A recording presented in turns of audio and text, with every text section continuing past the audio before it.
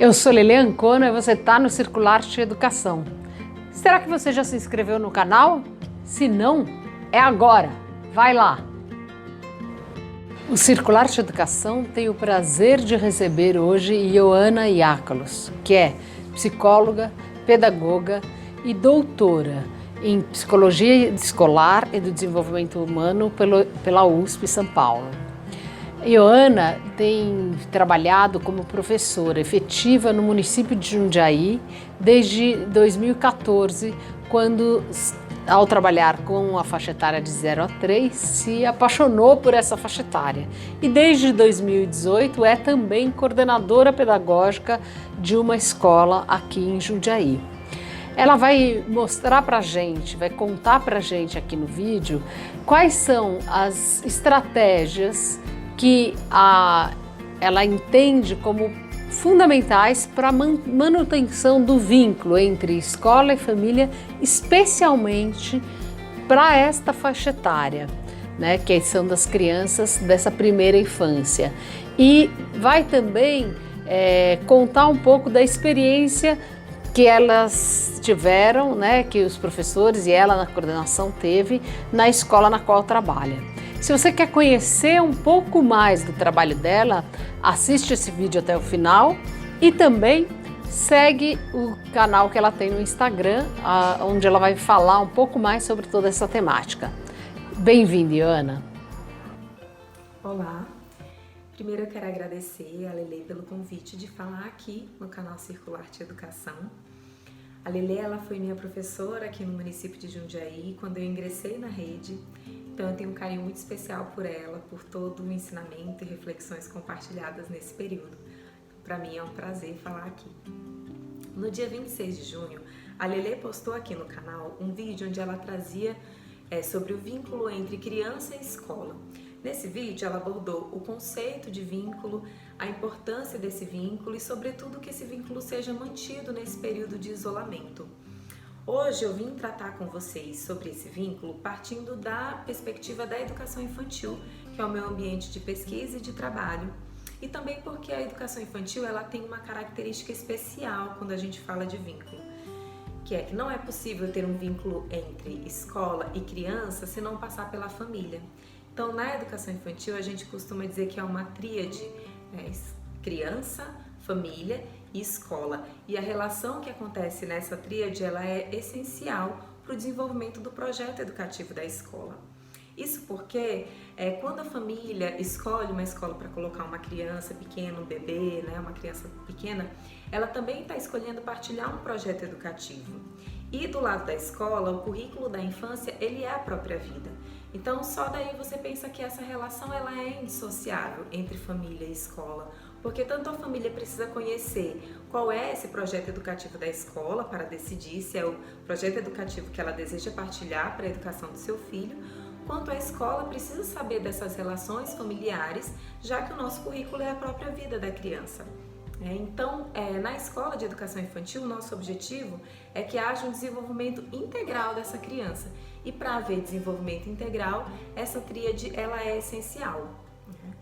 Nesse período, agora falando especificamente do isolamento social, algumas relações da escola elas ficaram, digamos que, escancaradas nesse período.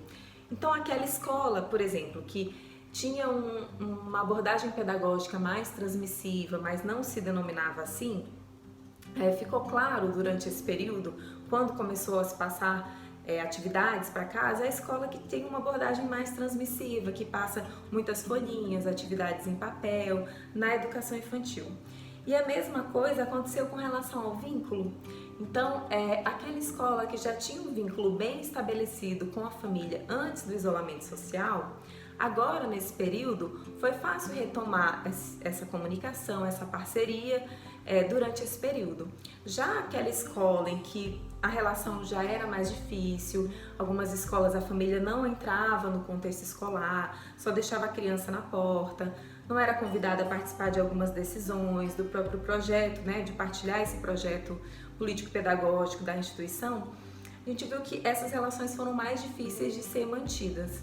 Então aí, para aquela escola que está tendo bastante dificuldade na relação familiar, de obter um feedback das famílias ou de conseguir acessar essa família nesse período, fica aí um alerta que talvez essa relação ela já não era muito bem estabelecida, né? Então é algo que precisa ser cuidado agora e sobretudo quando a gente puder voltar presencialmente, né? É uma escola que precisa investir na relação com essa família para a construção do seu projeto e para o desenvolvimento das crianças, né? Agora, claro, né, tem um ponto muito importante que é a gente pensar que algumas famílias não têm acesso à internet, né, algumas famílias têm uma situação de vulnerabilidade social maior e aí, nesse caso, a escola precisa se preocupar com essa família e encontrar outros meios de acessar essa criança, seja via contato telefônico, seja via presencial, tomando todos os cuidados de saúde que esse período exige, mas acessar essa criança de alguma maneira também, mesmo quando não existe essa possibilidade do contato online. Considerando tudo isso que você trouxe para a gente, acho que seria importante que você falasse quais são as estratégias que você acredita que, partindo dessa experiência que vocês tiveram na escola, quais são as estratégias que você acha que são eficientes para a manutenção desse vínculo tão importante durante o período de isolamento? Então, antes de responder a pergunta da Lelê, primeiro eu quero deixar claro para vocês que a escola que eu trabalho, ela não é uma escola modelo, referência, né? Assim como outras escolas, nós temos as nossas potências, mas também as nossas fragilidades. Então, o intuito aqui é de partilhar um pouco do que a gente refletiu, de como foram as estratégias que a gente utilizou, né, que possam ser úteis para outros educadores e outras escolas pensarem nas suas próprias estratégias de acordo com o contexto em que estão inseridos. Tá?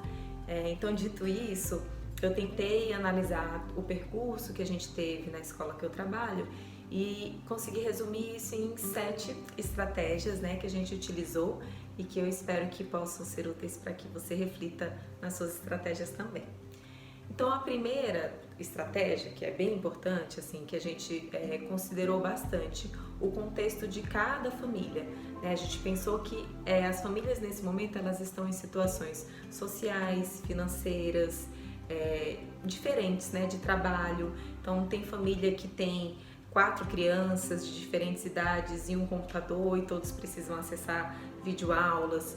Tem famílias que voltaram a trabalhar e que a criança está com uma avó e esse avô não tem tanta habilidade para acessar as tecnologias, né? Então, um primeiro ponto importante foi pensar, ter empatia, eu acho que é uma palavra de ordem nesse momento de pandemia, né?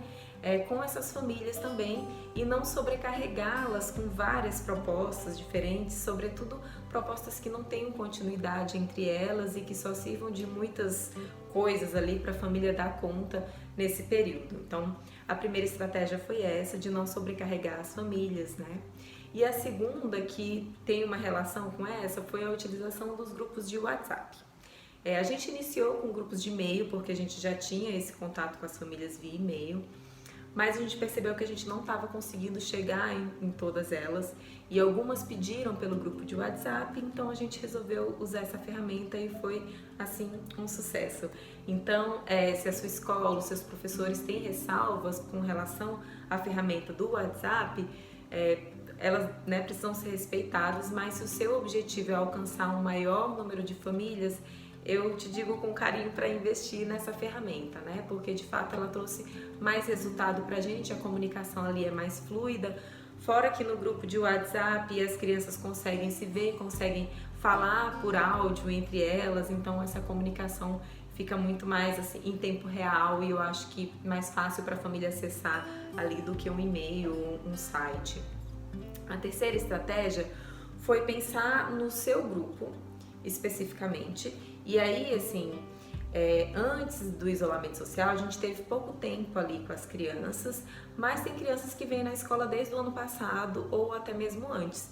Então, a gente tentou pensar quais eram as preferências e as necessidades dessa criança e a gente elaborou um tema que gerasse uma continuidade entre as propostas. Então, isso é um valor do nosso currículo da BNCC e da nossa escola. A gente tenta elaborar propostas que tenham uma continuidade e aí, a partir desse tema gerador e do feedback das famílias, a gente vai elaborando a continuidade dentro dessa temática que o professor escolheu ali de acordo com o seu grupo. A quarta estratégia foi pensar em propostas que fossem possíveis de serem feitas em qualquer ambiente e com os materiais que a gente tem em casa. E aí eu volto a falar dessa questão da empatia, né? Então, por exemplo, uma proposta com tinta é super legal para as crianças, mas a família às vezes não vai ter aquela tinta, e mesmo se a gente propor tinta caseira, pode ser que a família more num espaço muito pequeno, num apartamento que não tenha ali uma possibilidade real de fazer aquilo, né? Ou mesmo com materiais específicos. Eu acho que se a escola quer mandar uma proposta que tem um material específico, então ela precisa fornecer esse material para a família, né? Porque nesse momento a gente não quer que nenhuma família saia de casa para comprar nada, né? E também existe a situação financeira que cada um se encontra. Então a gente pensou sempre num processo investigativo ali, com essa temática central, e que fosse possível de ser desenvolvido com os materiais que a gente tem em casa mesmo. Tá? Então essa foi uma estratégia. A quinta foi de elaborar vídeos curtos, feitos pelas nossas educadoras e as professoras e ADIs também, e também cozinheiras, também pode ter vídeo de quem recebe as crianças na portaria, né? Então a gente gravou vídeos contando histórias, lendo histórias ou também cantando músicas, que eram práticas que a gente tinha diariamente na nossa rotina da escola. Então a gente achou que esse era um meio bacana de manter esse vínculo das crianças verem essas pessoas e lembrarem dessas pessoas, e também de dar continuidade a uma prática que a gente tinha diária de livros, contação e música. Então, vídeos curtos, porque as crianças que a gente atende são da faixa etária de 1 a 4 anos e a gente sabe que o uso recomendado de telas nessa faixa etária é bem curtinho. Então a gente se ateve a gravar vídeos bem curtinhos também para que a criança não tivesse que ficar na tela por conta da escola, né? Então a gente teve esse cuidado. A sexta estratégia foi pensar que a gente estava entrando na casa das famílias, né? Então nada mais justo que deixar a família entrar na nossa casa também. Então, assim como quando a gente pede um feedback da família, uma foto, um vídeo, um relato, a gente está conhecendo um pouco da realidade dessa família ali, através dessas imagens e mesmo dos relatos. Então, a gente também quis contar um pouco da nossa casa, né? Então, por exemplo, um grupo que teve uma estratégia de analisar as plantas que tenho em casa ou pela janela, a gente também mandou as nossas plantas para essas famílias, né? Na hora de pedir a proposta, nós mandamos as plantas que tinham na nossa casa, e assim a gente explica um pouco da proposta, diz um pouco do feedback que a gente quer e também deixa eles conhecerem um pouquinho da nossa realidade ali, do nosso contexto, deixa eles entrarem na nossa casa, já que a gente está entrando na casa deles. A sétima estratégia que a gente utilizou foi lembrar dos aniversários. Então isso é uma coisa muito simples, né? Mas que tem valor para a criança. Aliás, para todos nós, né? Quem não gosta de ser lembrado no dia do aniversário? Então a gente tomou o cuidado de, no aniversário da criança, mandar um áudio para ela, um vídeo curtinho parabenizando essa criança. Eu também vi uma escola que fez uma estratégia bem bacana, assim, que eles têm acesso àquelas videochamadas que todas as crianças podem participar, e aí fizeram um bolo de caneca para comemorar os aniversariantes do mês. Também achei bem interessante, porque é uma prática que a gente tinha já na escola, de comemorar os aniversariantes do mês. Então acho que ter essa lembrança para a criança no dia do aniversário deixa ela feliz e deixa a família contente também. Então essa foi a sétima estratégia, e ela tem bastante a ver com um último ponto que eu coloco para vocês, que é da gente demonstrar realmente um interesse genuíno por essa família, né? Então a família e a criança, ela sabe quando a gente tem um interesse de verdade ou quando a gente está só cumprindo ali um trabalho que foi passado pra gente. Então eu acho que nesse momento de pandemia, a gente precisa uns dos outros, né? E demonstrar esse interesse, eu acho que aproxima as pessoas e aproxima a gente dessa criança e dessa família também. Então, essas foram as estratégias que a gente utilizou. Fica a minha dica aí para vocês: quebrem essa barreira da relação com as famílias. Muitas escolas ainda têm uma barreira com relação a isso, né? Quebrem. essa barreira, se aproximem das famílias, aproveitem esse momento que a gente está próximo ali, mesmo que virtualmente, e vocês vão ver o quanto que o trabalho flui de uma maneira com muito mais conexão e leveza quando a gente tem a família como nossa parceira na escola, tá bom? Era isso, obrigada pelo tempo de vocês e um beijo. Não há dúvida que a Ana trouxe algumas propostas que são muito interessantes. A gente tem realidades diversas no nosso país, que é gigantesco, e cada qual tem que adequar a sua realidade.